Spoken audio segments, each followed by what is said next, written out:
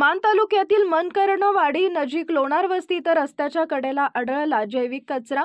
याबाबत आरोग्य विभाग काय भूमिका घेणार?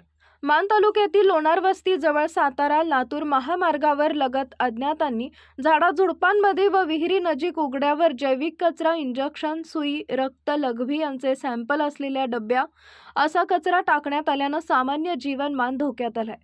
हा जैविक वैद्यकीय कचरा म्हसवड, पळशी, गोंदवले शहरातील प्राथमिक आरोग्य केंद्र, खाजगी दवाखाना अथवा रक्त लघवी तपासणी केंद्रातील असण्याची दाट शक्यता आहे। हा कचरा उघड्यावरच टाकण्यात आल्यानं स्थानिक शेतकऱ्यांची लहान मोठी जनावरे, कोंबड्या त्याचबरोबर इतर वन्य प्राण्यांचा कायम वावर असणाऱ्या ठिकाणी हा कचरा टाकल्यानं त्यांचंही आरोग्य धोक्यात येण्याचा जादा संभव आहे। ज्या ठिकाणी हा जैविक कचरा टाकला आहे तिथं जवळ लोकवस्ती व शेती आहे। आजूबाजूला मोठ्या प्रमाणात विहिरी आहेत। सध्या या भागात अवकाळी पाऊस पडतो।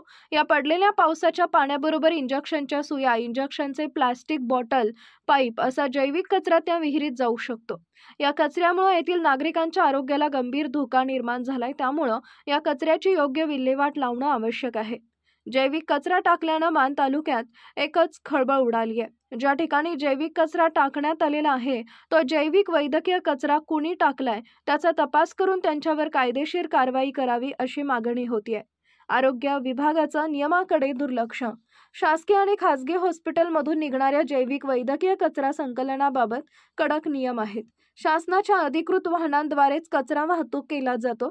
याबाबत दवाखाना, लॅबोरेटरीज व इतर आरोग्यविषयक सेवा देणाऱ्या संस्थांमध्ये याबाबतचं रजिस्टर उपलब्ध असतं।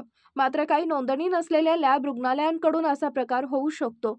या गंभीर प्रकाराबाबत मान तालुक्याचा आरोग्य विभाग नक्की काय भूमिका घेणार याकडे लक्ष लागून राहिलेलं आहे। आपला आवाज न्यूजसाठी महेश शिंदे पाटील यांच्यासह संदीप जटार, गोंदवले।